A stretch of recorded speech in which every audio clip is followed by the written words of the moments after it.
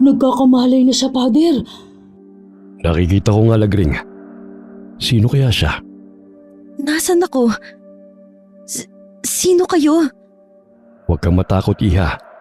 Ako si Father Andro. At siya naman si Aling Lagring. Nandito ka sa tinutuloy naming bahay.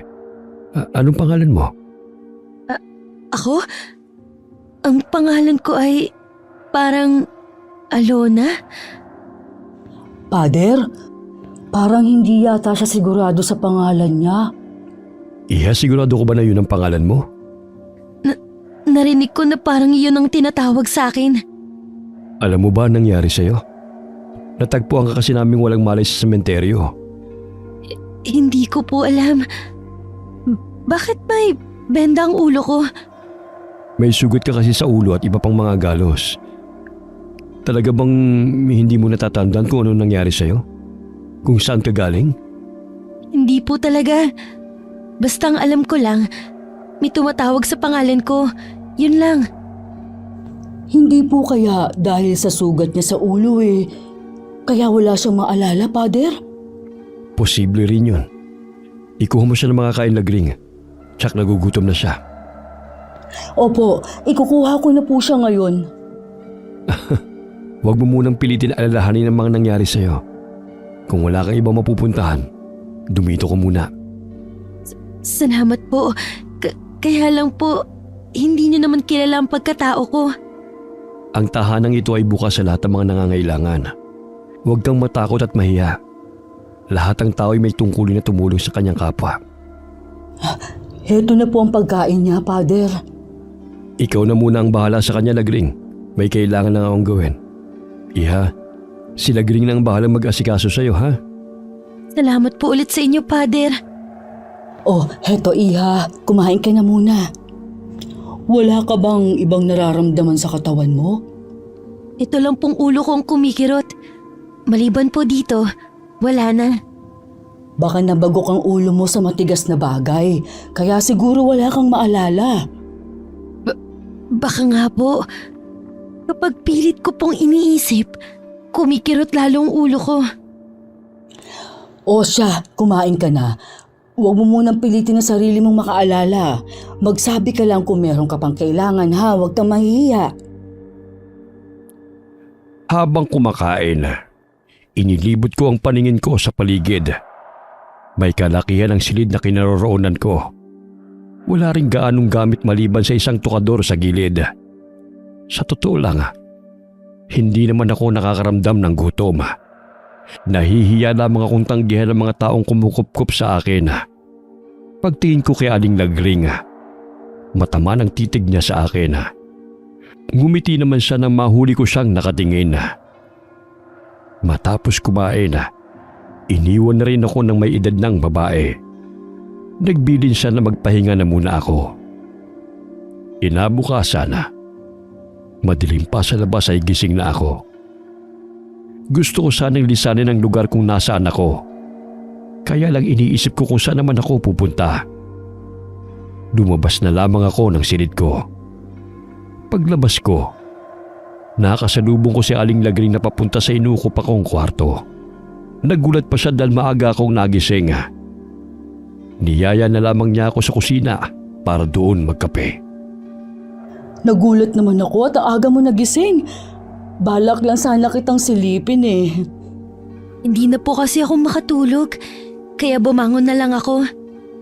Oh, ayos na ba ang pakiramdam mo? Opo, salamat po sa pagkup-kup niyo sa akin. Tatanawin ko pong malaking utang na loob ito. Hanggang ngayon ba hindi mo pa naaalala ang nangyari sa'yo? Hindi po Tuwing pinipilit ko kasing alalahanin, sumasakit ang ulo ko. Huwag mo nalang pilitin. Baka lalong makasama sa'yo. Pero natitiyak kong hindi ka taga rito sa aming lugar. Dito na kasi ako nagkaisip at lumaki. Kilala ko lahat ng mga taga rito. Hindi man sa pangalan pero sa muka. Ano pong lugar ito, Aling Lagring? Ito ang Sitio Baybay. Pamilyar ba sa'yo? Hindi po Ngayon ko lang po narinig ang pangalan ng lugar niyo. Dumito ka muna hanggat wala ka pang naaalala. Hindi po ba nakakahiya? Hindi ano. Natutuwa nga ako at may makakasama ako dito eh. Kami lang kasi ni Father ang nakatira dito. Kung hindi po ako magiging pabigat, pwede ko rin po kayong tulungan sa mga gawain dito. Hindi ka pabigat sa amin. Naniniwala ako na may dahilan kung bakit dumating kang bigla sa lugar namin. Ngumiti lamang ako kay Aling Lagring ha. Tinulungan ko na rin siya maghanda ng almusal naming tatlo. Anya, maaga rin daw nagigising si Padre Andro. Dumidiretso raw ang pare sa loob ng simbahan para gawin ang nakagawian na niya sa umaga. Matapos ang almusala, naghanda na rin si Padre Andro para sa misa ng araw na yon. Kami ni Aling Lagring ay abala sa paglilinis at maya-maya'y nagluto na rin siya ng para sa tanghalian. Tumulong naman ako kahit nangangapa pa ako. Ayos lang ba sa'yo na kulang ka ng litrato, Iha? Tapos ipapakalat namin. Para sana madali kang matunto ng pamilya mo. Baka kasi hinahanap ka na nila eh. Ayos lang naman po, Pader. Mamaya Lagring samahan mo si Alona kina Enoch para magpakuha ng litrato, ha? Oo, Father. Sasamahan ko po siya mamayang hapon. Igagala ko na rin po siya sa buong sityo. Basta huwag kayo magpapaabot ng dilim sa labas. Alam ko naman po yun, Father. Magbabakasakali rin po kasi ako na baka may nakakakilala kay Alona. Delikado po ba sa lugar na to? Hindi naman, Iha. Mababait ang mga taga rito. Lamang mabuti na rin yung nag-iingat. Marami kasing nagtatago sa dilim, Iha. Mga nilalang na hindi natin kauri. Naghihintay lang sila ng tamang oras. Ano pong ibig niyong sabihin, Aling Lagring? Huwag mo nga takutin si Alona Lagring. Ikaw talaga. Baka mamaya niyan hindi na siya maglalabas ng bahay. Pasensya ka na, Iha. Huwag mo nalang pansinin ang sinabi ko. Nagbibiro lang ako. Hindi naman po ako masyadong matatakutin. Tingin ko sa'yo isang matapang na babae. Kasi ang mga mata mo, hindi ka kikitaan ng anumang takot o emosyon. Maganda ang mga mata mo, Alona. Parang lagi nangungusap. Hindi naman po masyadong maganda ang mga mata ko.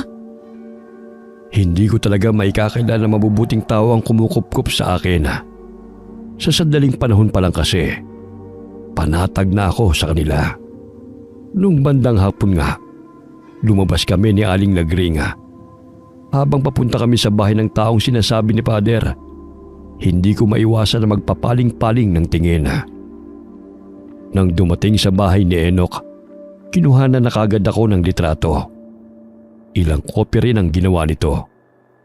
Ang lalaki na rin daw ang bahala sa mga yon. Nung pauwi na kami, tinuro sa akin ni Aling Lagring kung saan ako nakita ni Padre Andro. Malakas di umano ang ulan noon. Galing ang pare sa kabilang barangay para mamigay ng tulong sa mga taga-roon. Ayos ka lang ba, Iha? Namumutla ka kasi. Para po kasing may naaalala ko. Isang babaeng umiiyak. Meron siyang sinasabi sa akin. Hindi ko lang maintindihan. Tapos tumatakbo ako. May humahabol sa akin. Ano pa ang naaalala mo, Iha? Wala na po, Aling Lagring. Kumikirot na naman ang ulo ko. Mabuti pa umuwi na tayo. Malapit na rin namang dumilim. Teka lang po, bundok po ba yun?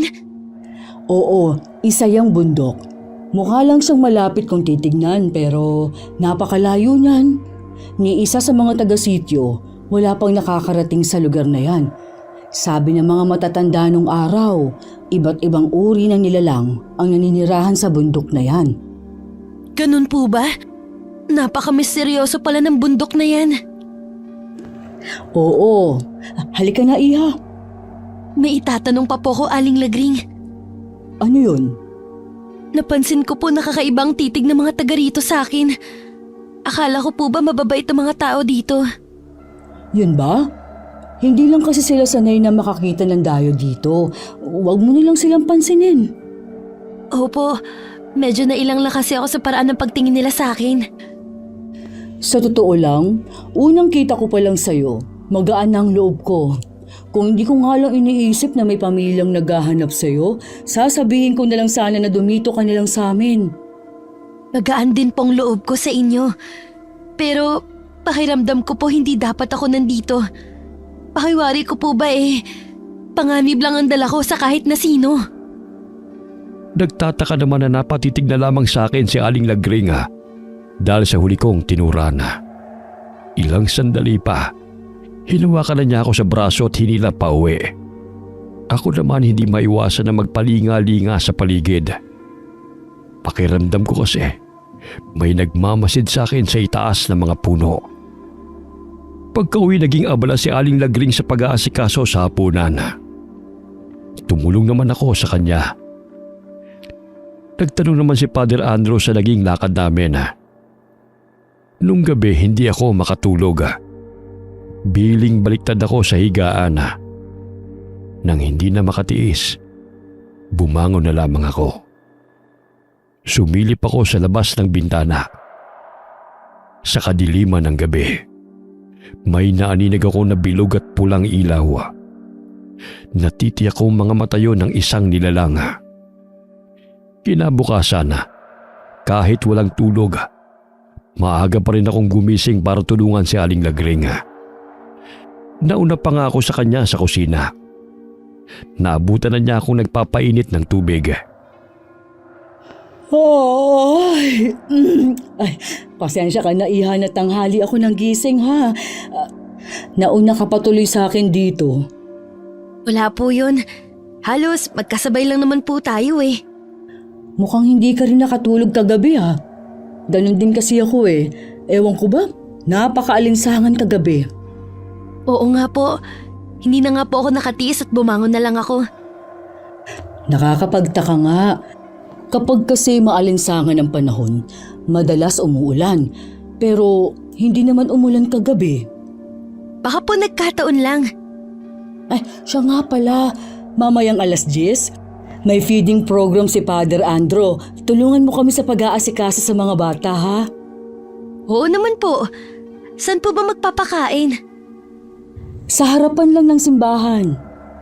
Tagal na po ba niyong ginagawa ang feeding program? Mula nang dumating si Father Andrew dito, sadyang malapit ang puso niya sa mga kapuspalad. Hindi siya tumitigil sa pagtulong sa kapwa. Minsan pa nga dumadayo pa siya sa ibang barangay. Napakabusilak po pala ng kalooban ni Father Andrew. Siguro mahal na mahal po siya ng mga taga rito. Ay oo naman. Sana nga habang buhay na siya dito at huwag nang malipat sa ibang lugar. Aling Lagring, kayo po ba? Nasaan ang pamilya niyo? Kung ang ibig mong tukuyin, kung may asawa at anak ako, wala iha. May isa akong kapatid na lalaki. Sa kabilang bayan sila nakatira kasama ng pamilya niya. Ako na lang ang naiwan na naninirahan dito sa sityo. Ganun po ba? Bakit hindi po kayo nag-asawa? Nagkaroon din naman ako ng nobyo dati. Kaya lang tinikot ng itinuring kong kaibigan. Mula nun, hindi ko na binuksan muli ang puso ko sa panibagong pag-ibig. Nakakalungkot naman po palang nangyari sa inyo. Naku, matagal ng pangyayari yun sa buhay ko. Kung hindi mo nga lang naitanong hindi ko na maaalala pa. Ang mabuti pa, bilisan na natin ang paghahanda ng almusal. Maya-maya pa papasok na yun si Padre Andrew. Ikaw na lang pala ang maghiwa ng papaya. Alam mo kasi, yan ang unang kinakain ni Padre. Sakto naman na nakahain na kami nang pumasok si Father Andrew. Gaya ng dati, nakasuot na siya ng abito. Lumabas din muna si Aling Lagring nang marinig na may tumatawag sa labas. Anito makasit ulit ang tumatawag. Yun kasi ang araw ng pagdideliver ng gatas ng Kalabaw. May ilang minuto na rin ang nakakalipas, hindi pa rin nakakabalik si Aling Lagring. Bakas na kay Father Andrew ang pagkainip. Ayaw kasi ng pare na pinaghihintay ng matagal ang pagkain. Akmang tatayo ko para tignan si Aling Lagring nang humahangos naman na dumating siya. Pareho pa kami nagtataka sa anyo nito na larawan ng takot. Natagalan ka yata. May nangyari ba? Father, May sinabi po kasi si Tolet. May masamang nangyari daw. Anong sinabi niya sa'yo? Ang lasinggerong si Mang Poldo daw po ay natagpo ang wala ng buhay malapit sa sementeryo. Karumal-dumal daw pong sinapit ng matanda. Mahabaging langit. Sino kaya may motibong gawin yun kay Mang Poldo? Kahit kilalang lasinggero siya, napakabait naman niyang tao. Wala naman siyang pinipirwisyong residente. Yun na nga po, kaya nakakagulat pong nangyari sa matanda. Malamang hindi taga-sityo ang gumawa nito sa kanya. Hindi kaya napasok na tayo ng masasamang loob ng mga adik kaya? Sabi po ni Tolet, sa itsura pa lang daw po ni Mang Poldo, hindi daw tao ang gumawa nun sa kanya. Paano daw bang pinatay si Mang Poldo? Nagkandalasog-lasog daw po ang katawan ng matanda. Nawawala na rin daw po ang mga laman loob nito. Tila baga, isang mabangis na hayop ang lumapa sa kanya. Pero Lagring, walang mabangis na hayop ang nananahan dito sa sityo. Kaya malamang ang gumawa nito kay Mang Poldo ay isang lango sa pinagbabawal na gamot. Hinala daw po ng pamilya at ibang taga rito, isang aswang daw ang may kagagawa nito kay Mang Poldo. Aswang? Totoo po ba sila? Oo, iha. Totoong mga aswang. Hindi po tayo nakakadyak sa bagay na yan. Nasaan na raw ang katawan ni Mang Poldo? Dinala na daw po sa morgue sa bayan. Pagkatapos ng feeding program, saka ako pupunta sa bahay nila. Sasama din po ako, Father. Sige, sumama ka. Alam ko na hindi maganda ang balitang dumating sa atin ngayong araw. Pero kailangan pa rin natin magpatuloy sa mga gawain natin. Umupo ka na dito, Lagring. Mag-almusal na muna tayo. Pagkatapos mag-alay ng dasal ni Father Andro, tahimik na naming sinimula ng pag-aalmusala. Pagkatapos ng umagahan na, naghanda na rin kami para sa lulutuin sa araw na yon. May 3 kababaihan pa na taga-sityo ang dumating para tumulong sa pagluluto. Bandang 10:00, inumpisahan na ang pagpapakain sa mga bata ng sityo. Pagkatapos naman ng tanghalian, lumakad na rin sina Father Andro at Aling Lagring. Naiwan naman ako sa silid ko. Sumasakit na naman kasi ang ulo ko. Tila umiikot din ang paningin ko. Sa sandaling yun, bumabalik na ang alaala ko. Para akong nalulunod na naghahabol ng hangin. Naaalala ko na ang lahat sa akin. Ate Erlina, patawarin mo ako kung iniwan kita. Patawarin mo ako. Sa pagkaalala sa nakaraan, napahagulgol na lamang ako ng iyak. Marahil napagod na ako sa walang tigil na pag-iyak. Hindi ko na malayan na nakatulog na ako. Napabalikwas na lamang ako ng bangon at sabay sulyap sa labas ng bintana. Madilim na ng mga oras na yon. Agad kong inayos ang sarili ko at lumabas ng silid. Nagtungo ako sa kusina at nadatnan ko roon si Aling Lagring. Pasensya na po, Aling Lagring. Napahaba po ang tulog ko. Ang bala ko lang po sana umidlip lang. Ayos lang yun, iha. Buti nga, nakapagpahinga ka mabuti. Sinilip na kita kanina ang himbing ng tulog mo. Ako na lang po ang gagawa niyan. Maupo ka na lang dyan. Ako nang bahala rito. Si Padre Andro po. Nagpaiwan pa siya. Mamaya na lang daw siya uuwi. Naiuwi na po ba yung labi ni Mang Poldo sa bahay nila? Oo. Bago ako umuwi hinatid na ng mga tauhan ng punerarya. Nakasarado nga lang ang kabaong. Hindi kasi maganda ang kondisyon ng katawan nito. Kapag po bumalik kayo doon, gusto ko po sanang sumama. Hindi ko man po personal na kilala si Mang Poldo. Gusto ko pong makirami si naiwan niyang pamilya. Sige iha, sumama ka sa akin bukas. 3 araw lang daw kasing ibuburo lang labi ng matanda at ililibing na rin kaagad. Kinabukasan nga, sumama ako kay Aling Lagring sa lamay. Kuryosidad ang makikita sa mga mata ng mga taga roon habang nakatingin sa akin. Lumapit naman ako sa may bahay ni Mang Poldo na si Aling Bebe para ipabatid ang taus-puso kong pakikiramay. Habang nakaupo, marami akong naririnig na usap-usapan tungkol sa akin. Kung saan ako galing, bakit kasama ako ni Aling Lagring, at sari-sari mga tanong tungkol sa aking pagkatao. Lahat ng yun ay malinaw kong naririnig dahil yun sa kakaibang taglay kong katangian bilang isang aswang. Hindi na namalayan ni Aling Lagring na madilim na pala. Napansin lamang niya yun nang nagsisidatingan ng mga taong nakikiramay. Nawili rin kasi ako sa pakikipagkwentuhan kaya hindi ko na malaya ng oras. Hindi naman po siguro tayo pagagalitan ni Padre Andro. Alam naman niyang galing tayo sa lamay eh. Kaya lang natatakot kasi ako. Paano kung totoong may aswang ang gumagala dito sa sityo? Paano kung tayo nang isunod? Huwag po kayong matakot. Ako pong bahala sa inyo. Poprotektahan ko po kayo. Ikaw talagang bata ka. Anong magagawa mo sa aswang? Mas malaki pa nga ang katawan ko sa iyo eh. Oh. Ang mabuti pa, bilisan na lang natin ang paglalakad. Malapit na rin naman po tayo eh.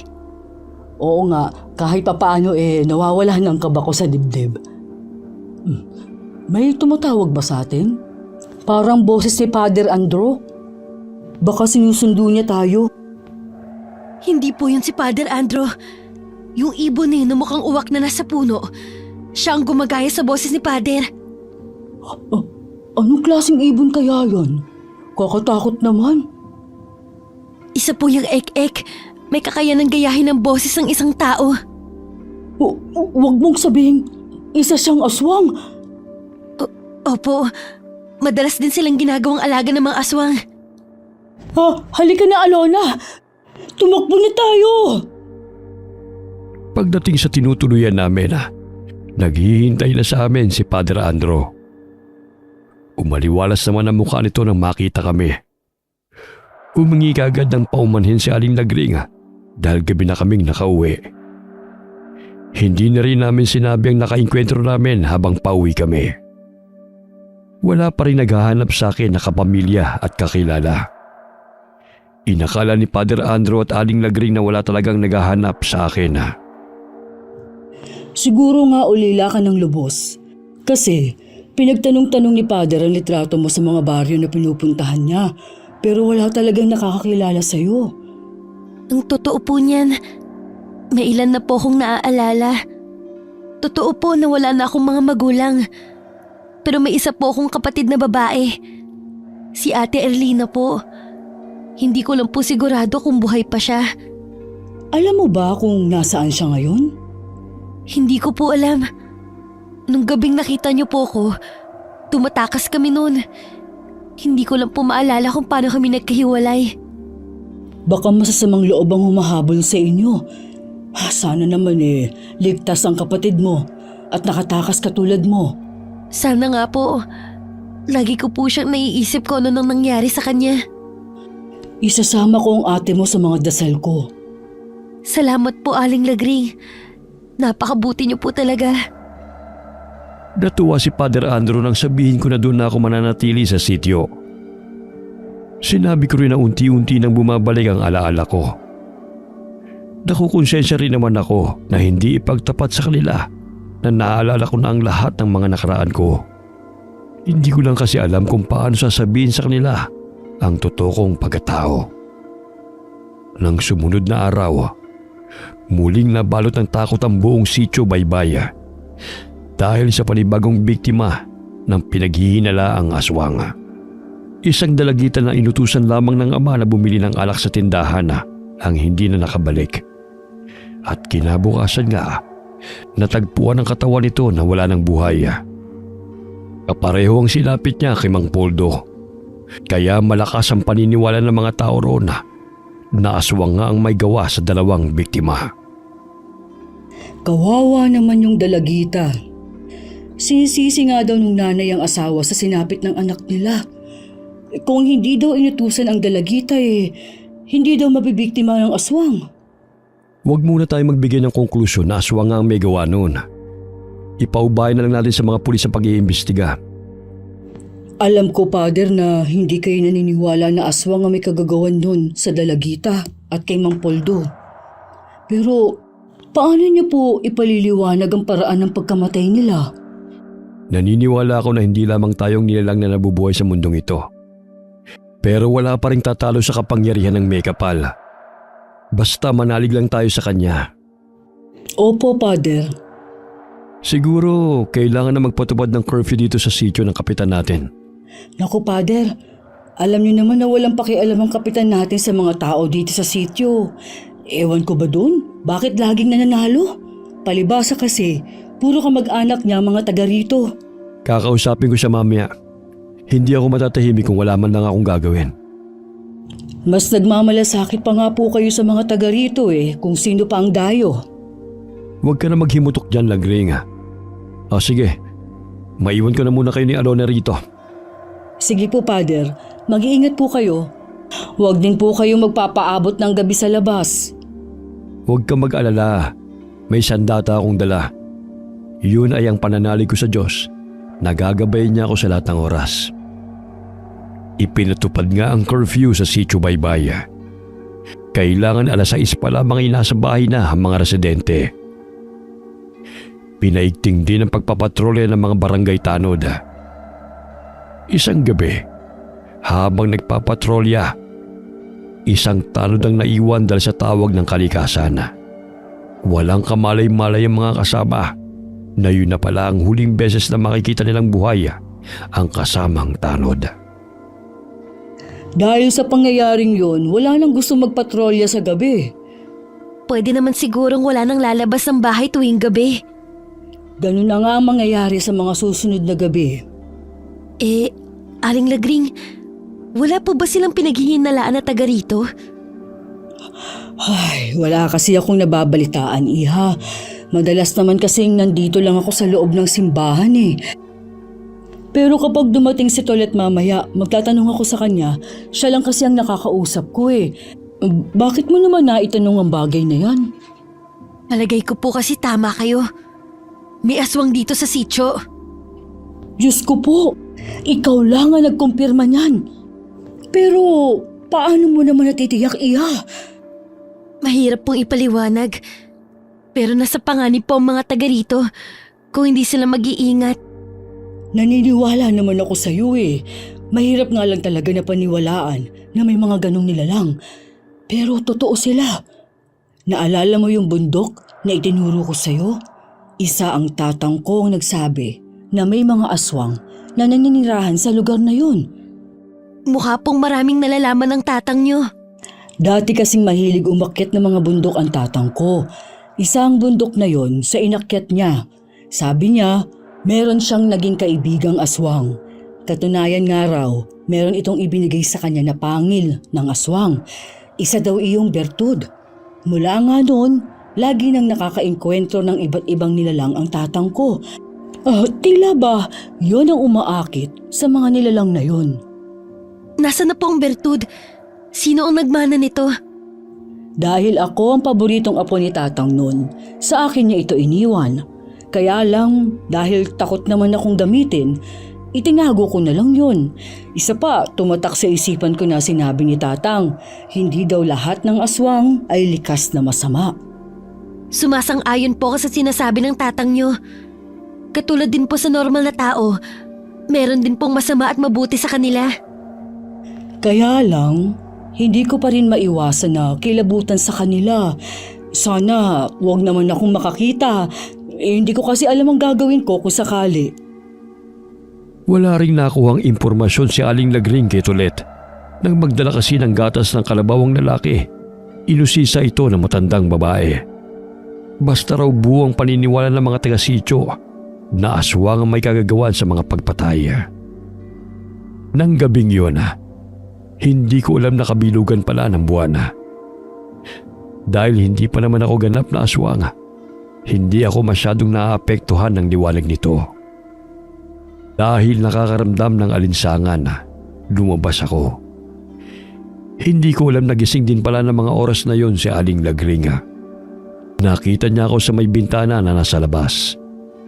Sinundan niya ako dahil sa pag-aalala. Habang nagpapahangin, nakaramdam ako ng panganib sa paligid.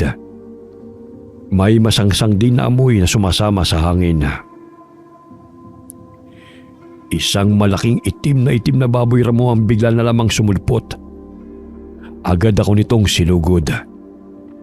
Dahil sa katangiang taglaya, mabilis ko siyang naiwasan. Dahil sa pagtama ng silahis ng buwan, biglang nagbago ang aking anyo. Tinubuan ako ng makapal na balahibo sa katawan at humaba rin ang aking kuko. Ginamit ko ang aking liksi para matalo ang baboy ramo. Paglingon ko kay Aling Lagring, nanlalaki ang mga mata niya bago siya nawalan ng malaya. Aling Lagring, gumising po kayo? Ikaw! Lumayo ka sa akin! Isa kang halimaw! Pader! Nakikiusap po ako sa inyo. Pakinggan niyo po muna ako. Ikaw ba, Alona, ang nambibiktima sa mga taga rito? Ikaw ba ang pumatay sa Dalagita at kay Mang Poldo at maging doon sa tanod? Hindi po, Aling Lagring. Hindi ko po yun magagawa. Maaaring may dugong aswang na nananalaytay sa aking ugat, pero hindi ko pong magagawang pumatay ng tao. Mula lang naman na dumating ka, tsaka nagkaroon ng patayan dito eh. Walang gagawa nun kundi ikaw. Hindi ko po alam kung sino ang pumaslang sa mga residente dito. Pero hindi po ako yun. Sino ka bang talaga? Anong pakay mo sa aming sityo? Aksidente lang po ang pagkakapunta ko sa lugar niyo. Totoo po na nawala ang memorya ko. Pero bumalik din naman agad. Sana umalis ka na lang nung maalala mo na ang nakaraan mo. Gustuhin ko man po pero hindi ko po alam kung saan ako pupunta. Magaan pa naman ang loob ko sa'yo. Hindi ko alam na isa ka palang aswang. Gaya po ng sinabi sa inyo ng tatang niyo. Hindi lahat ng aswang masama. Hindi po ako masama. Oo nga, kaya lang. Basta, huwag ka lalapit sa akin. Aling Lagring. Ay, talaga bang hindi ka masamang aswang? Wala kang balak na kainin kami ni Pader? E di po sana noon ko pag ginawa ang bagay na yan. Pasensya ka na, Iha. Natakot lang talaga ako sa anyo mo kanina.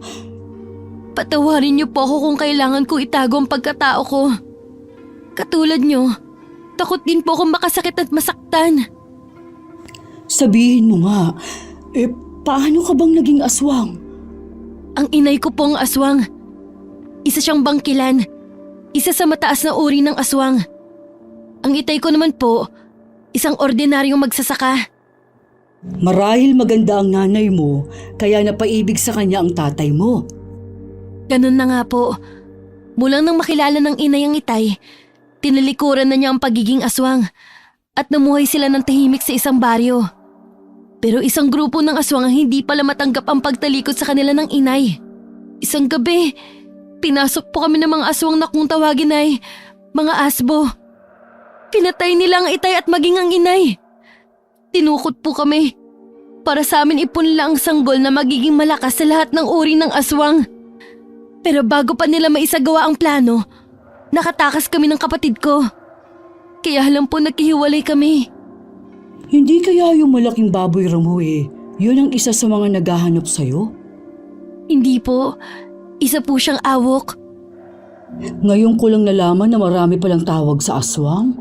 Akala ko isang uri lang kayo May mga pinagmulan din pala kayo, no? Ayoko rin kayong madamay ni Padre Andro. Kaya aalis na rin po ko. Teka lang, Iha. Huwag kang umalis. Mas delikado kapag nagpalaboy-laboy ka sa labas. Mas gusto ko na rin po yun. Kesa naman sa mapahamak kayo ng dahil sa akin. Basta, dito ka lang. Naniniwala naman ako na mabuti kang tao sa kabila ng pagiging aswang mo. Nais ko pong maging ordinaryong tao lang. Hindi ko lang po alam kung paano. Sa pagkakatanda ko sa sinabi ng tatang noon, Hanggat hindi pa raw nakakain ng laman ng tao, pwede pa daw magdamot ang pagkaaswang. Talaga po? Kahit nung nabubuhay pang itay, naghahanap na po siya ng magaling na albularyo na maaaring tumulong sa amin ng ate ko. Pero nakamatayan na nila ng inay ang bagay na yun. Huwag ka mag-alala, makakahanap din tayo ng paraan. Nawala ang tila nakadagaan sa dibdib ko dahil sa mga sinabi ni Aling Lagring. Hindi rin nagbago ang pakikitungo niya sa akin. Napansin ko lamang na medyo naging mahigpit siya sa akin. Nalaman ko lang kay Padre na pinaghihinalaan ako ng mga taga-sityo na baka raw ako ang aswang na pumapatay. Simula raw kasi nang dumating ako, doon lamang nagkaroon ng patayan. Inausap ko na si Kapitan tungkol sa mga kumakalat na balita tungkol sa iyo. Maniwala po kayo, Pader. Wala po akong kinalaman sa nangyayaring patayan dito sa sityo. Alam ko naman yun. Kulang na nga lang makipagsabulutan si Lagring sa pagtatanggol sa iyo. Kaya po pala ayaw akong palabasin ni Aling Lagring. Yun po pala ang dahilan niya. Pinoprotektahan ka lang naman niya laban sa ibang tao. Nagtampo pa naman ako sa kanya. Yun pala mabuti ang kanyang intensyon. Napansin ko na parang anak na ang turing niya sa iyo. Siguro dahil nangangarap din siya na magkaroon ng pamilya. Wala kaming kaalam-alam na mga oras na yun. Kasalukuyan nakikipagtalo si Aling Lagring sa dati nitong kaibigan si Aling Sedes. Kilala kasi ang huli sa pagiging matabil, chismosa at mahadera sa sityo. Ayaw sana siyang patulan ni Aling Lagring dahil tiyak na mauungkat na naman ang nakaraan nila. Pero sadyang naghahanap ng gulo ang babae. Naku! Talaga bang hindi ka titigil, ha? Wala ka namang ebidensya sa mga sinasabi mo eh. Hindi na kailangan. Wala nga nakakakilala sa babaeng yan eh. At isa pa mula nang dumating siya dito sa sityo, tsaka lumabas ang aswang. Eh baka naman kasi ikaw ang aswang. Hindi ba gawain mo naman talagang mga aswang dati pa? Hanggang ngayon ba hindi mo pa rin matanggap na ako ang nakatuluyan ni Rodolfo? Masama pa rin ang loob mo, kaya hanggang ngayon hindi ka pa rin nag-aasawa. Hala, puntaan mo siya sa sementeryo at magtabi kayo sa himlayan niya. Kung gusto mo, ikaw na lang. Total, asawa mo naman siya eh. Magsama kayo hanggang kamatayan. Ikaw talagang babae ka? Buhay na buhay pa ako, gusto mo na agad akong sumama sa asawa ko. O bakit akong gusto mong tumabi sa himlayan ni Rodolfo? Kayong mag-asawa. Kasi nga alam ko may gusto ka pa sa kanya. Kaya nga ibinabalik ko na siya sa'yo. Wala ka talagang respetong babae ka. Pagkatapos mong pakinabangan ng asawa mo, kung ano-anong sinasabi mo. Ano ngayon? Hindi na rin naman niya maririnig dahil patay na siya. Makauwi na nga. Baka kung ano pang magawa ko sa'yo. Hoy Lagring! Hindi pa tayo tapos mag-usap. Ano pa bang kailangan mo, ha? Oras na malaman ko lang na aswang yung babaeng kinupkup nyo.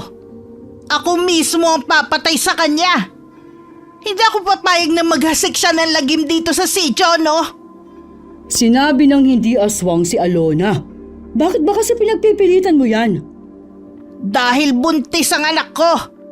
Oras na may masamang mangyari sa kanya, ikaw ang sisisihin ko at ang Alona na yan.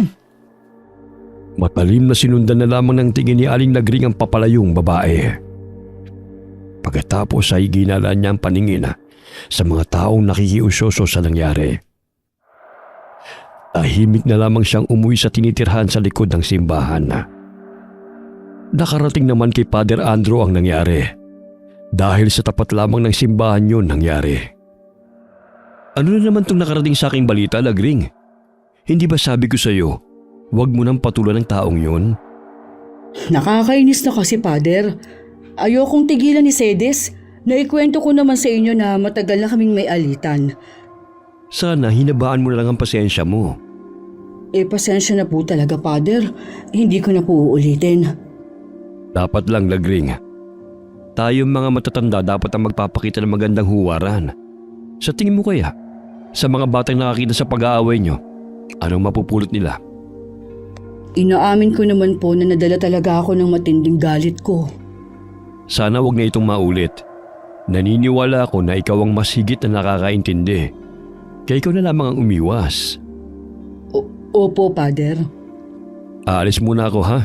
May pag-uusapan kasi kami ni Kapitan tungkol sa suliranin ng sityo. Mag-iingat po kayo, Father. Nang makaalis si Father Andro, tsaka ko lamang nilapitan si Aling Lagring. Tinanong ko siya kung ano nangyari. Sinabi naman niya ang totoo. Gaya ni Father, pinayuhan ko rin siya na iwasan na lamang din si Aling Sedes.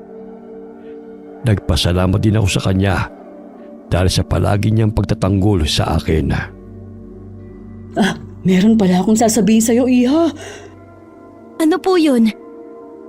Naalala ko kasi na meron magaling na albularyo na nakatira sa kabilang baryo. Matutulungan kaya niya ako? Oo naman, magtiwala ka lang. Kailan po natin siya pwedeng puntahan? Bukas na bukas din, Iha. Alanganin na kasi ngayon kung pupunta pa tayo. Sige po, Aling Lagring. Bukas na lang po. Kinakatigan pa rin tayo ng Diyos. Alam niya kasi na mabuti kang tao. Oo nga po. Kala ko po talaga wala ng pag-asa. Kinabukasan nagpaalam kami kay Father Andro. Agad naman kaming pinayagan ito. Tinahilan namin na magpapagamot lamang kami sa albularyo sa kabilang baryo. Makitid at mabato ang daan papunta sa kabilang baryo. Pero hindi naman yun ininda ni Aling Lagring. Kahit tagtag sa biyahe, matiwasay naman kaming nakarating sa bahay ng manggagamot. Sa harap ng bahay niya, merong siga. Tumawag na si Aling Lagring sa likod ng katamtamang laki ng bahay. Lumabas ang matandang lalaki na payat ang pangangatawan at puti na lahat ang buhok. Tila alam na nito ang pagdating namin. Agad niya na kaming pinapasok sa loob ng bahay. Nito baka abutan pa kami ng malakas na ulan. Hindi pa man kami nakakaupo. Bigla namang bumuhos ang ulan. Nagkatinginan na lamang kami ni Aling Lagring. Kaedong. Kaya po kami nandito dahil sa kasama ko. Ang dalagang kasama mo ay hindi natin kauri. Paano niyo po nalaman? Malayo pa lamang naaamoy ko na ang kanyang dugo. Kaedong, matutulungan niyo po ba ako? Hindi mo kailangan ng tulong, Iha. Wala namang diferensya sa'yo. Ho! Pero may dugo po ng aswang ang nananalaytay sa akin. Nais ko po maging normal na tao. Hindi ko pwedeng baguhin kung ano ka. Habang buhay nang mananatili sa iyong dugo ang isang aswang. Ang tulong na kailangan mo ay ang huwag magising ang natutulog na halimaw sa iyong katauhan. Natatakot po ko na hanggat may dugong nananalaytay sa aking ugat, maaari po akong maging ganap na aswang. Mahal mo ba ang inay mo? Oo naman po. Naging mabuti siyang ina sa amin ni Ate Erlina. Tinalikuran niya ang pagiging aswang mula nang makilala niya ang itay. Kung ganoon, hindi mo kailangan talikuran ng pagiging aswang mo. May paraan pa para hindi ka maging ganap na aswang. Una, huwag kang titikim ng laman ng tao. May mga kauri ko po naghahanap sa akin. Paano kung matagpuan nila ako? May ibibigay ako sa iyong bertud para hindi nila malaman ang kinaroroonan mo. Bertud? Pakatandaan mo lamang kung sino man ang may hawak nito. Kailanman ay hindi suswertihin sa buhay.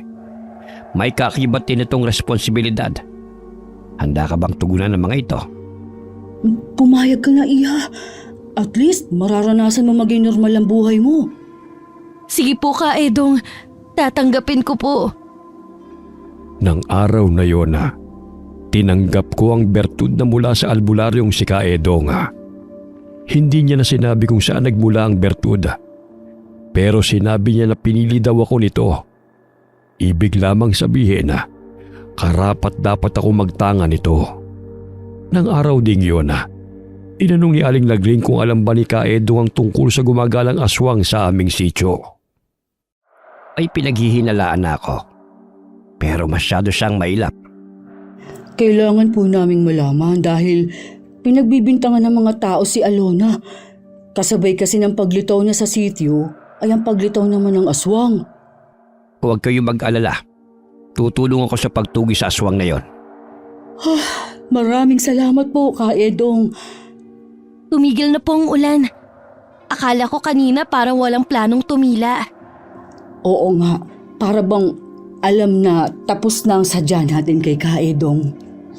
Paano po, Ka Edong? Aalis na po kami. Maraming salamat po sa oras nyo. Bukas ang bahay ko para sa inyo. Puntahan nyo lang ako kung may kailangan kayo. Opo, tutuloy na po kami. Maraming salamat po muli. Agad naman kaming nakasakay ng habal-habal. Mayroong kasing hinatid sa lugar na yon at naisakay naman kami ng pabalik na ito. Pagdating sa tapat ng simbahan, papasok na sana kami nang nilapitan kami ni Aling Cedes. Buti naman lumabas din sa lungga niya ang babaeng yan. Akala ko sa gabi lamang siya lumalabas para mambiktima. Lubayan mo na si Alona. Wala naman siyang ginagawa sa'yo. Alam nga naman nahintayin ko pa siya na may gawin sa akin masama. Wala siyang gagawin sa iyo na masama dahil mali ang iniisip mo sa kanya. Huwag mo ngang pagtakpan ng babaeng yan, Lagring. Baka pagsisiyan ninyo ni Father ang pagkupkup sa babaeng yan. Isa lang naman ang pinagsisisihan ko ng labis. Yun na yung maging kaibigan ka, Cedes. Ako din naman, nagsisisi din na kinaibigan kita noon. Siya nga. Ikaw pa talaga ang may ganang magsalita ng ganyan? Tama na pong pagtatalo nyo. Nasa harapan po tayo ng simbahan. Nagsasalita ka pala. Akala ko pipi ka eh. Isa pang pang-iinsulto, Cedes. Makakatikim ka na sa akin. Minsan mo na akong naging kaibigan. Kabisado mo kung gaano kaiksi ang pasensya ko. Mas gusto mo talagang protektahan ng dayo na to kaysa sa mga kabaryo mo? Sige, aalis na ako. Baka mamaya kung ano pa ang gawin ng babaeng yan sa akin. Takot din palang makatikim. Pinagtitinginan na po tayo ng mga tao. Mabuti pa pong pumasok na tayo ng bahay. Nang mapag-isa ako sa silid ko, naisip ko ang mga sinabi ni Ka Edong sa akin. Sumagi rin sa aking isipan ang mga magulang ko. Lalo na si inay na sa kabila ng pagiging aswang, pinili niya na hindi kumain ng laman ng tao. Alam ko na magagawa ko rin yun. Habang tulog na ang lahat, muling umatake ang aswang. Muntik na nitong mabiktima ang anak na bunso ni Aling Cedes. 7 buwang buntis ang anak niya. Mabuti na lamang nagising ang babae dahil sa napakaalinsangan ng panahon. Kinabukasan, maagang sumugod si Aling Cedes sa bahay sa likod ng simbahan. Si Father Andrew ang nakaharap ng babae. Ang aga niyo naman yatang nang bubulahaw, Aling Cedes. Ilabas mo ang babaeng yan! Huwag niyo siyang itago! Alagad kayo ng simbahan pero tinatago ninyo ang kampo ng dilim! Huminahon po kayo, Aling Cedes.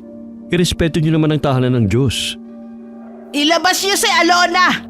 Kung gusto niyo tumigil ako sa pag-e-eskandalo rito! Hindi ko ilalabas si Alona kahit na anong mangyari. Umuwi na po muna kayo. Tsaka na lamang kayo bumalik kapag kalmado na kayo. Hindi ako aalis dito, Father! Ilabas niyo ang babaeng yun! Hindi niyo ba alam na muntik na niya mabiktima ang anak ko? Hanggang ngayon po ba'y naniniwala pa rin kayo na si Alona ang aswang? Sigurado po ako, Father! Kaya huwag niyo na siyang pagtakpan pa! Mahiya naman kayo sa mga residente ng sitio! Hindi ko po ilalabas si Alona kahit na anong mangyari. Pananagutan ko siya. Alona! Lumabas ka riyan! Humarap kang aswang ka! Huwag kang magtago riyan! Nakikiusap po ako sa inyo na umalis na kayo. Kung hindi ninyo ilalabas ang babaeng yan, pati kayo madadamay, Father! Huwag nyo nang hintayin pa na buong residente ng sitio ang magalit sa inyo! Tumigil lamang sa pagwawala si Aling Cedes nang dumating na ang mga barangay tanod. Mahinaw naman siyang sumama sa mga yon. Nang mga oras na nagwawala si Aling Cedes, pinipigilan ko si Aling Lagring na lumabas. Kabilin-bilinan kasi ni Pader na huwag kong hahayaan na lumabas ang babae. Dahil tiyak na magpapangabot ang dalawa. Mas malaking gulo pa ang pwedeng mangyari. Tahimik na po sa labas. Umalas na siguro si Aling Cedes. Kung hindi pa talaga siya aalis, makakatikim na siya sa akin. Ano naman kayang dahilan niya para magpunta dito? Mahilig talaga sa gulong babaeng yun, kahit noon pa. Hayan na pala si Pader Andro. Pader, ano po ang dahilan kung bakit sumugod dito si Cedes? Muntik na raw mabiktima ng aswang ang anak niyang buntis kagabi. Ha? Kaya ba siya nandito dahil pinagbibintangan na naman niya si Alona? Pinaliwanagan ko na siya. Pero sadyang sarado ang isip niya sa paliwanag. Pasensya na kayo, Pader Andro, kung pati kayo nadadamay. Wala ka namang kasalanan, Iha. Hanggat narito ka sa poder ko, hindi kita pababayaan. Tama si Pader. Kaya huwag kang mag-alala. Kami ang bahala sa'yo. Pumasok bigla sa isip ko kung umalis na lang kaya ako nang hindi nagpapaalam sa kanila. Ayoko lang kasi silang madamay sa galit sa akin ng mga tao. Malaki ang utang na loob ko sa kanila. Sa ganung paraan lamang ako makakaganti sa kanila. Ang ilayo sila sa kapahamakan. Noong gabing yun, bumangon ako para lisanin ang bahay na ito na ilang buwan ko rin naging tahanan. Tiyak na hindi ko sila makakalimutan. Lalo na si Aling Lagring na buong puso kong tinanggap. Pagbukas ko ng pinto, hindi ko akalain na bubungad sa akin si Aling Lagring. Saan ka pupunta sa ganitong oras, Iha? Hayaan niyo na lang po ako, Aling Lagring. Magpapakalayo na lang po ako para hindi na kayo madamay pa. Ay, Iha. Delikado sa'yo. Kung magpapalaboy-laboy ka. Paano naman po kayo kung mananatili ako dito? Nakalimutan mo na bang sinabi ni Kaedong? Tutulungan niya tayong malaman kung sino ang totoong aswang. Hindi ko na po alam ang gagawin ko. Naguguluhan na ako. Kung haalis ka, lalo ka lang nilang pagdududahan. Yun kasi ang gusto ni Cedes na yon. Ang umalis ka dito sa sityo. Sige po, hindi na ako aalis. Ay, salamat naman. Kung hindi ka pa makatulog, mabuti pa magkwentuhan muna tayo. Baka po hindi kayo sanay magpuyat. Ano yun? Amoy, nasusunog! Ano ka mo? Titignan ko po kung may nasusunog. Parang nanggagaling sa kusina. Nang lumabas nga ako sa may kusina, may maliit na bahagi na ang nasusunog. May nag-iwan ng sulo sa tapat mismo ng bintana sa labas, kung saan kahoy ang pagkakayari. Tila mayroong gustong sumunog sa bahay na tinutuluyan namin. Mabuti na lamang mabilis namin itong naapula ni Aling Lagring. Nagising na rin ng mga sandaling yun si Pader Andro. Salamat naman, walang masamang nangyari sa ating lahat. Mabuti na lamang po at gising kami ni Alona. Bakit nga pala gising pa kayo ng ganitong oras? Pareho po kami hindi makatulog. Nag-uusap po kami nang biglang nakaamoy si Alona na tila nasusunog. Salamat sa iyo, Iha. Iniligtas mo kami sa malaking kapahamakan. Maging ang bahay na ito at simbahan. Wala po yun, Pader. Pero sino po kaya ang gagawa nito? Mukha po kasing sinadya na sunugin ang bahay na to. Sino pa ba ang gagawa nito kundi si Cedes? Wala namang ibang may motibo eh. Hindi tama na pagbintangan mo ang isang tao na walang sapat na ebidensya, Lagring. Natitiyak ko po na siya lang ang gagawa nito, wala nang iba. Ganon din po ang hinala ko, Pader. Niiwan po sa ere ang amoy niya. Ang lakas naman ng pang-amoy mo, Iha. Ang ibig ko pong sabihin yung gamit niyo pong pabango ay naaamoy ko. Matapang po talaga ang pabango ng babaeng yun. Kahit malayo pa, alam mo na agad na paparating na siya. Ganun ba? Magkaganon man, hindi sapat na ebidensya yon. Pupuntahan ko si Kapitan mamaya kapag lumiwanag na. Maiwan ko muna kayo, ha? May kailangan lang akong gawin sa harap ng altar. Sige po, Pader.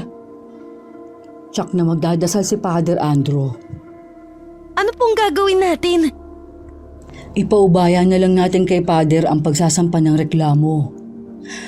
Ay, hindi na rin ako makakatulog nito. Tara na lang sa kusina. May misa nga pala ngayon. Nang araw na yon, konti lamang ang dumalo sa misa sa pagtataka ni Father Andro. Kita sa mukha ng pare ang lungkot. Dahil konti na nga lang ang populasyon sa lugar, nabawasan pa ang maninimba. Alam naman namin ni Aling Lagring kung ano ang dahilan. Hindi ko tuloy maiwasan na makaramdam ng inis kay Aling Cedes. Kahit sabihin na nagsisimba halos lahat ng mga tao dito sa sityo, mahina pa rin ang kanilang pananampalataya. Dahil kaunting sulsul lang ng isang tao, naniniwala na agad sila. Hindi rin po natin sila masisisi. Nangingibabaw sa kanila ang takot. Sana lang kasi mas lalo silang kumapit sa Panginoon sa panahon ngayon. Puntahan kaya natin si Kaedong. Ako na lang, Iha. Huwag ka na munang maglalabas ng bahay. Baka mamaya nakaabang na sa'yo ang babaeng yun. Sige po, mag-iingat lang kayo. Nang umalis si Aling Lagring, ako na lamang ang naiwan sa bahay. Nilinisan ko na lamang ang kapilya para hindi ako mainip sa paghihintay. Nagulat pa ako nang bigla na lamang lumitaw si Aling Cedes. Matalim ang titig niya sa akin at dahan-dahang lumalapit. Inaasahan ko na ang balak niyang gawin, kaya agad kong napigilan ang braso niya.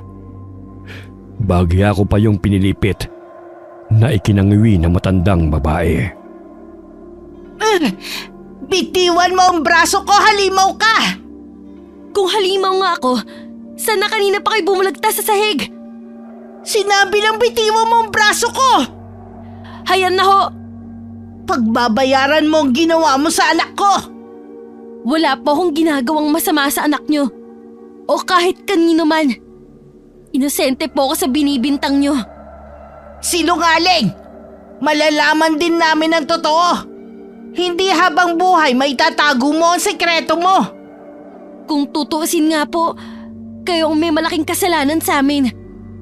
Gusto nyo sunugin ang bahay na tinitirhan namin. Hindi nyo ba naiisip na baka pati itong simbahan madamay dahil sa masama nyong balak? Wala akong pakialam. Ang importante sa akin, mawala ka sa lugar namin. Isa kang salot! Wala pa naman po kayong napapatunayan. Pero galit na kayo sa akin. Hindi na kailangan ng katibayan. Sapat na mula nang dumating ka rito. Sunod-sunod na ang naganap na patayan. Ikaw lang naman ang dayo sa lugar namin eh. Hindi ko na po aaksayahin ang oras ko sa pakikipagtalo sa taong saradong isip. Saan ka pupunta ha? Kinakausap pa kita, babae. Bumalik ka rito. Bastos talaga. Sa kaya napulot nila Gring ang babaeng yun. Hindi ko na lamang pinansin ang pagtawag sa akin ni Aling Cedes. Hindi ko na rin dinibdib ang mga binitiwan niyang mga salita. Balang araw, mapapatunayan ko rin na hindi ako ang aswang na pumapatay sa sityo. Napagbibintangan lamang ako dahil ako ang dayo sa lugar. Nang mga oras na yon, kasalukuyan pa rin nag-uusap si Kaedong at Aling Lagring. Naaawa na kasi ako kay Alona. Gusto na nga niyang magpakalayo-layo para hindi na kami madamay pa. Naiintindihan kita, Lagring. Huwag ka mag-alala. Mamayang gabi, tutugisin ko ang totoong aswang. Maaari po bang malaman kung sino ang taong yun? Malapit sa iyo at sa mga taga-sityo ang taong yon. Ibig po bang sabihin taga-sityo din ang aswang? Oo, ganun na nga. Sabihin niyo na po kung sino. Walang iba kundi si Tulet, ang naglarasyon ng gata sa buong sityo. Sigurado po kayo? Pero paano po nangyari yun? Tahimik lang siyang tao at napakasipag pa. Ang hirap namang paniwalaan na siya ang aswang. Ang kanyang ama ay ako mismo ang nakapatay. Ilang taon nang nakakalipas. May nakapagsabi nga sa akin na may naiwan siyang anak. Baka naisalin sa kanya ang pagkaaswang ng kanyang ama. Bakit ngayon lang po siya ng biktima? Maaaring ginagawa na niya sa ibang lugar. Dahil meron ding nakakarating sa akin na balita tungkol sa mga napapaslang sa karumal-dumal na paraan. Alam ko po ang bahay niya. Sasamahan ko kayo ngayon doon. O sige, gusto ko rin siya makausap muna. Hindi ako basta-basta pumapatay ng aswang. Gusto ko munang malaman ang kanyang saloobin. Tinungo nga nila ang bahay ni Toleds na malapit sa dating palayan. Malayo pa lamang. Naaamoy na nila ang masangsang na amoy na nagmumula sa kubo. Lalong umalingasaw ang amoy nang buksan nila ang pinto. Maraming bangaw ang nagliliparan. Nang pinasok nila ang loob, puro tambak ng basura ang naroon. May mga damit na may mansa ng dugo na nilalangaw.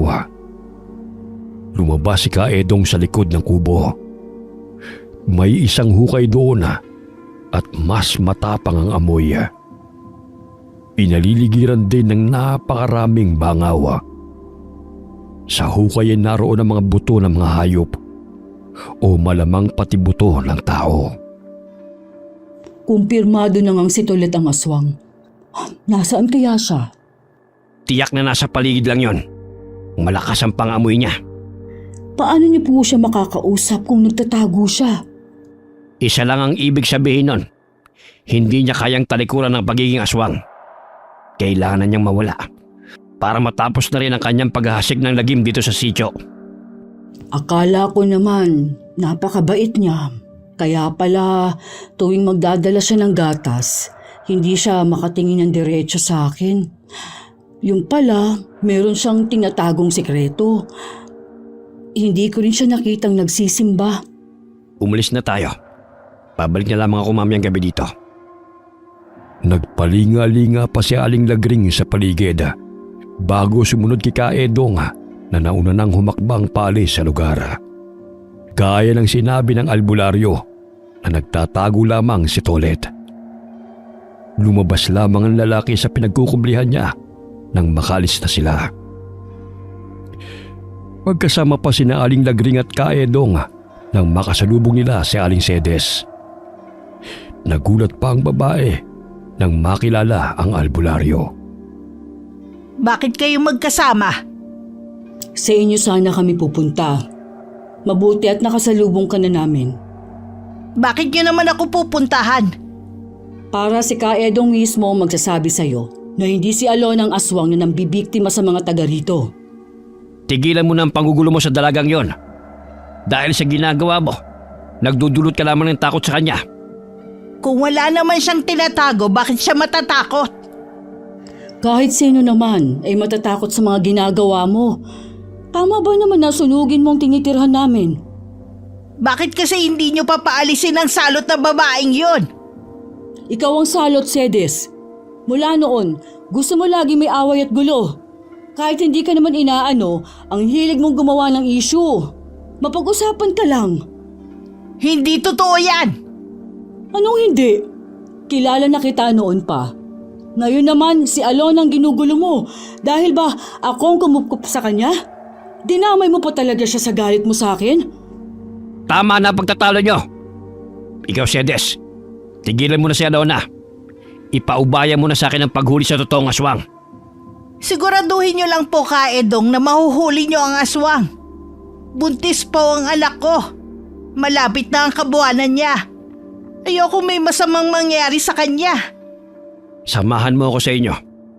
Gusto ko rin masuri ang anak mo. Umuwi ka na rin sa inyo, Lagring. Tumangulang si Aling Lagring nang nakalayo na ang dalawa. Tsaka lang siya humakbang pauwi. Nasa silid naman ako at naghihintay. Kanina pa masama ang pakiramdam ko. Tila nag-aapoy ang aking pakiramdam. Nang kumatok si Aling Lagring, hindi ko pinahalata sa kanya ang sama ng nararamdaman ko. Kumusta po ang lakad nyo? Ay, hindi ako makapaniwala sa nalaman ko kay Kaedong. Kung sino ang tunay na aswang. Sino po ang aswang? Yung nagde-deliver sa atin ng gatas, si Tolet. Ho? Di ba siya din po ang nagbabalita sa inyo tungkol sa mga biktima? Yun na nga eh, siya pala ang salarin. Kaya pala detalyado niyang nasasabi sa akin kung anong nangyari sa mga biktima. Kung sino pa yung hindi natin inaasahan, siya pa pala talaga ang may madilim na itinatago. Oo nga. Teka lang. Bakit parang namumutla ka yata? May sakit ka ba? Hindi ko po alam eh. Napakainit ng noo mo. Ay, mahiga ka nga dyan. Kukuha ako ng gamot sa kusina ha. Doon yun nakalagay eh. Sige po, ganito ang nararamdaman namin ni Ate Erlina noon.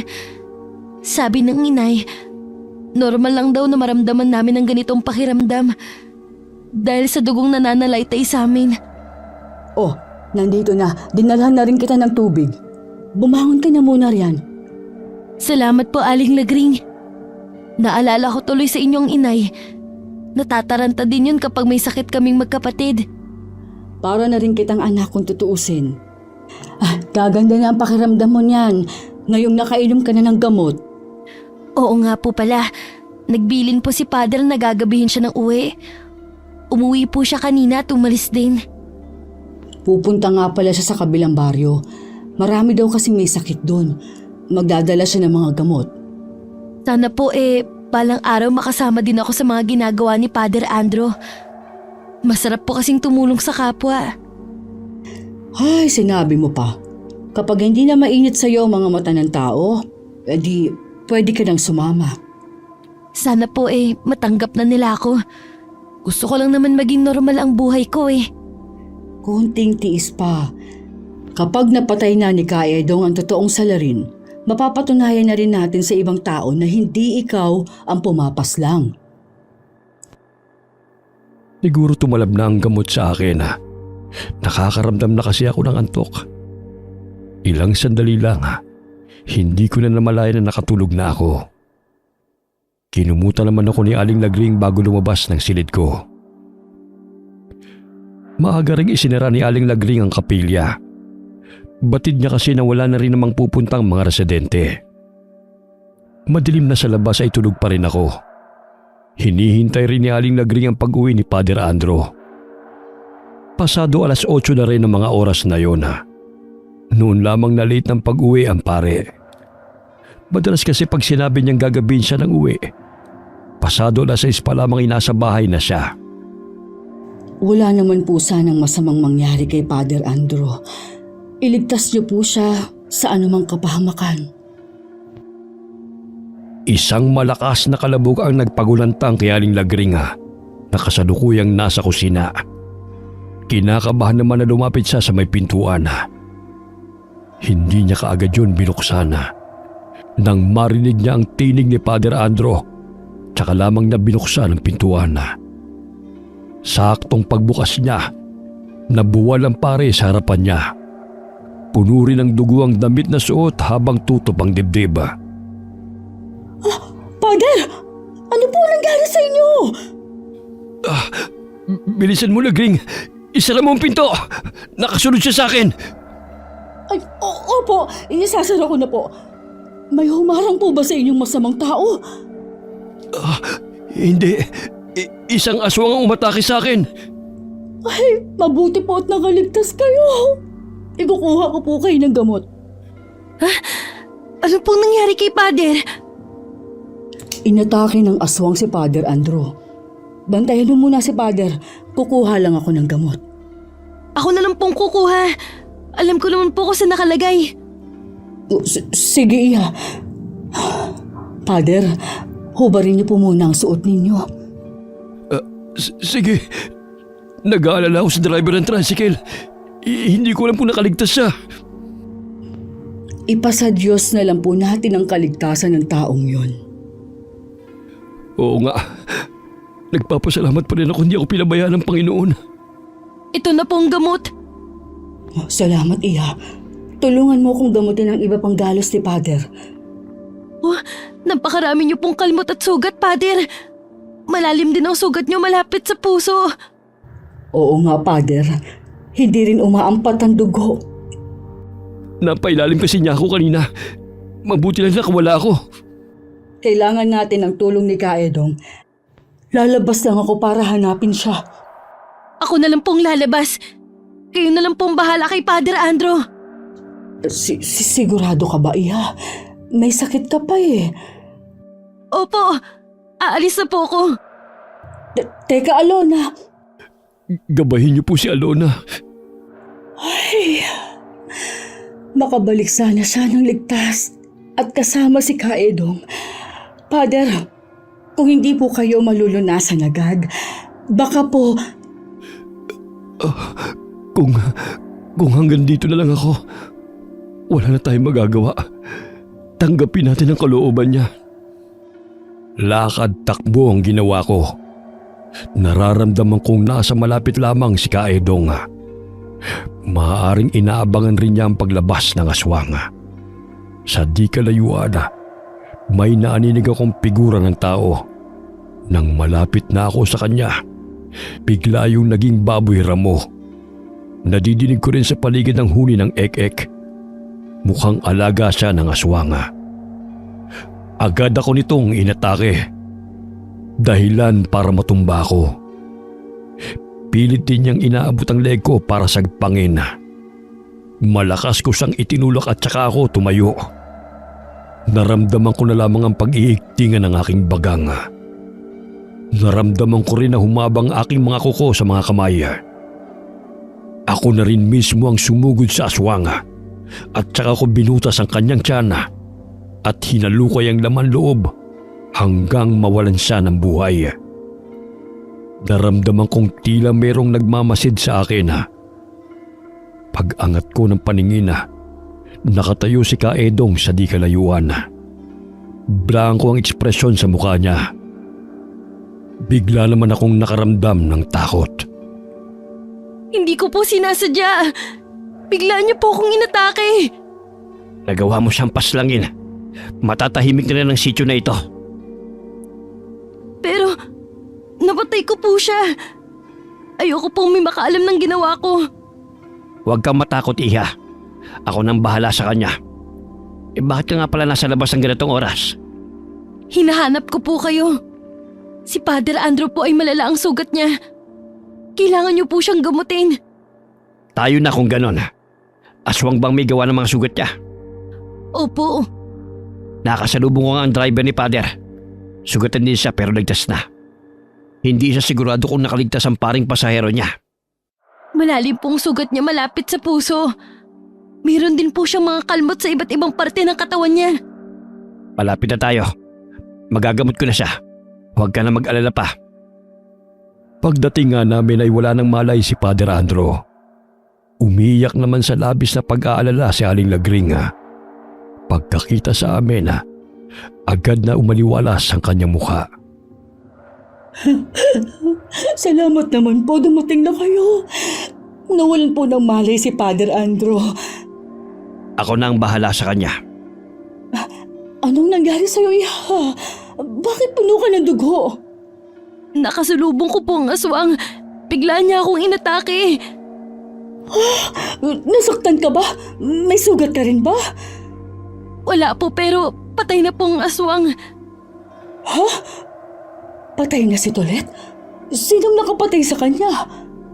Ako ang nakapaslang kay Tolet. Sakto lang ang pagdating ko para hindi niya masaktan si Alona. Ay, mabuti naman.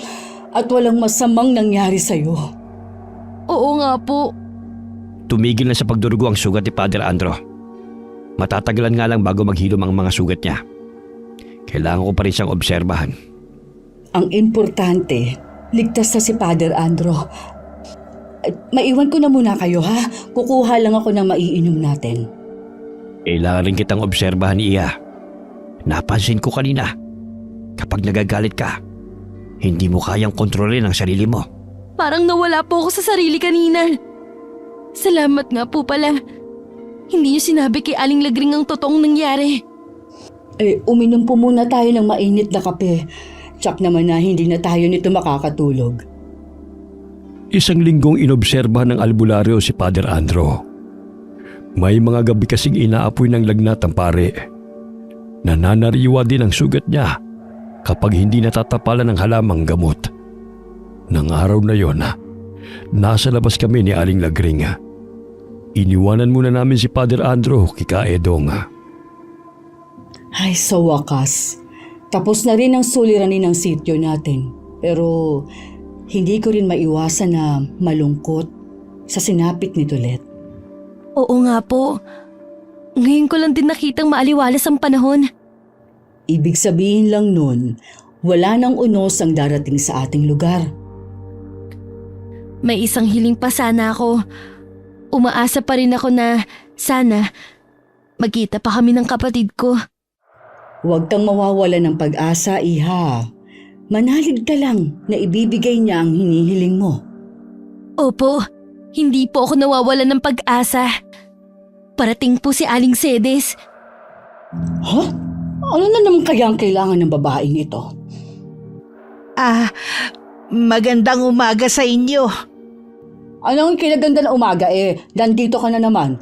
Kung manggugulo ka lang, Hindi ako manggugulo sa inyo. Kaya ako naparito para humingi sa inyo ng kapatawaran. Lalo na sa iyo, Alona. Pinagbintangan kitang aswang. totoo ba yan, Cedes? Anong nakain mo? Wala, Lagring. Marami lang ako napagtanto na kasalanan ko sa inyo. Siguro naman hindi pa huli para maging magkaibigan muli tayo. Ikaw lang naman tong mahilig makipag-away sa akin Ikaw na nga itong may kasalanan sa akin. Patawarin mo na sana ako, Lagring. Matatanda na naman tayo Hindi maganda kung makikita ng ibang kabataan na nag-aaway tayo kahit saan tayo magpangita. Nakakapagod na rin naman talagang laging may kaaway Sige na nga. Pinapatawad na kita sa lahat ng mga ginawa mo sa akin.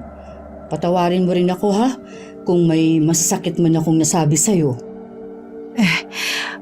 Ang gaan na ng pakiramdam ko. Nawala na yung bigat. Ganon din ako. Bakit ba kasi kailangan pa nating patagalin pwede naman pala tayo magbati. Alona. Sana mapatawad mo rin ako sa mga nasabi at nagawa ko sa'yo. Muntik pa kitang saktan sa loob pa man din ng simbahan. Wala na po yun sa akin. Hindi naman po ako nagtatanim ng galit sa kapwa ko. Ngayong magkakabati na tayo, iimbitahan ko sana kayo sa kaarawan ko. Sana makapunta kayong tatlo kasama si Father Andro. Umasa ka na makakarating kami. Tsak naman na magaling na nun si Father Andro. Nabalitaan ko nga nangyari sa kanya. Mabuti na lang nakaligtas siya. Hindi niya pa kasi oras. Marami pang nangangailangan ng tulong niya. Makaraan ng 2 linggo, tuluyan nang gumaling si Father Andro.